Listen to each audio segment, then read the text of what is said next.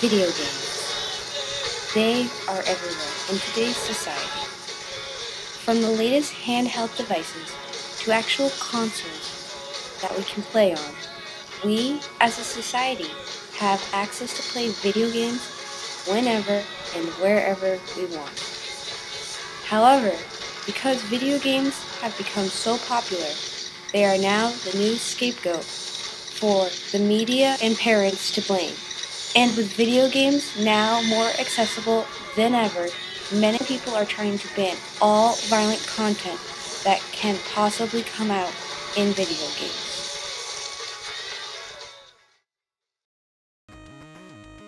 Corbin Boger, a game design major with a minor in psychology, explains his views on video games and how the psyche can relate to them. Hero theory that a hero can go, that video game heroes are actually in some way like merciless killing machines that will go around killing civilians. Oh man, that's just an entire misconception, because you'll have games that try and push the envelope, and they'll say like you can play the game however you want. This is how we want you to play it though. Grand Theft Auto, you're told to go out and deal vigilante justice. You're not told to go around killing civilians. Heroes in the games are concerned. The heroes in the games, from what I found, they're just as merciful as the player. It's not the game that makes someone violent, it's the player who makes the game violent. Going back to where I left off, then you have the AO rating, the adults only rating, which is sort of like a black mark on your game if you ever get an AO rating. An AO rating just like changes the game designer's choices. There are games like Mass Effect. Mass Effect is a good example because they had the Fox News scandal where someone said that it was basically what you did in Mass Effect was rape. The thing about Mass Effect though, the person that you are having a relationship with, it's all consensual. It's not like it's this whole thing where it's like I click a button and it's I want to have sex. It is you have to build up a relationship in the game to actually succeed. If you do one thing wrong, it doesn't work. Having the rating of an AO is saying that your game will never be bought by anyone. Merrick Riviero, who is an avid video game player, shares Corbin's views about how people think that video games are considered too violent when there are other forms of media that show just as much violence. Going to ignore the idea behind the rating systems where people bring movies, their children, to movies where they're not age appropriate at all. Going to ignore that particular part of that because it applies to video games as well, but again, it's the parents' consent, they're allowed to do what they see fit. The point is, when you're playing a video game, you have a control in your hand that directly affects how things are going on the screen. You're physically moving yourself around. For the instance, in that Call of Duty scene, you are following the terrorists, and if you're on a certain difficulty level, if you don't shoot at the civilians, the terrorists will turn around and shoot you because you're not participating. The point is they're bringing a certain amount of realism directly to you, that you are in fact committing this act, and right there in your face saying, you are doing this is violent, this is bad, welcome to the world. In a movie, you could sit there and watch the movie and say, oh, that's horrible, but I'm not involved in that whole proceeding. When you're watching Saw and you're seeing all the incidents happen, you're not involved in the whole process, you're just along for the ride. Same thing in a book. You can imagine exactly how things are going, but you have total control over what you're thinking, what you're seeing, and how you're feeling about it.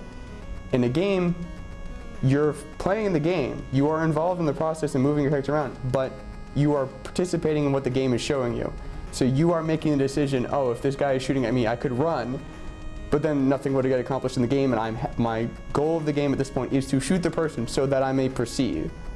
So I can understand the violent slant to it, but I don't think it's as hyped up as it should be. I mean, we could also turn it into a different industry. I mean, let's look at the gun industry.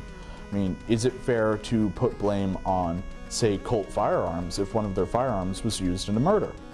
It really isn't. I mean, with the gun industry, like I said, it's not fair to place the blame solely on that corporation, the manufacturer of that firearm. I mean, it is up to the owner, but in this case, the parent, to know what they are buying. And it is my job as a sales associate of a corporation to inform you of what you are buying. That is in my job description. It is also up to the parents to do a little extra research as well to figure out what they are buying for their child.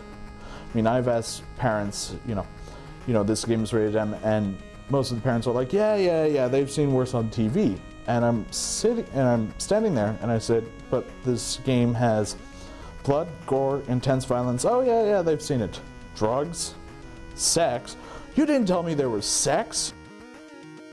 While video games may have violent content in them, they are not the only form of media that has violence. Everything from movies, television, music, and radio has violence in them. It is best to always keep this in mind when examining if video games really do cause people to be violent and act out. Go actually pick up a controller and try a game. I bet half the people, more than half the people that say, oh, video games are too violent, they should be, stop making video games. I bet they've never played video games. And if they have, they played like something stupid. I don't have any idea. What's... How about this? How about that guy that murdered someone over the book Huckleberry Finn? Was that because of the book? Or was that because that guy was just nuts? Probably because he was just nuts. It had nothing to do with the book. Anybody that goes out, gets a video game, and is like, this game's violent, let's go, shoot this guy in the head and watch his head explode.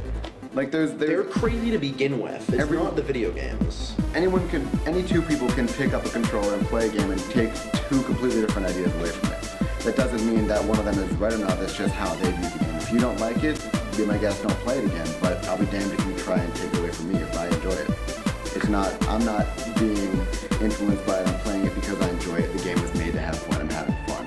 Why would you want to stop that? I second that motion. No, I don't think they're very justified at all. Sure, there's some violence, but I mean, what fun would it be if instead of swinging a sword, you swung like a bouquet of flowers, and instead of attacking zombies, you attacked fuzzy bunny rabbits? That'd be fun. If anything, that's worse, because you're attacking fuzzy bunny rabbits. Oh, how dare you. Sometimes, yes, in the terms of, again, Grand Theft Auto, yeah, that should definitely be rated M. There's a lot of random killing. There's missions that you can go on, but there's no point in doing all of them because you can just kind of run around and kill people. That's a bad example.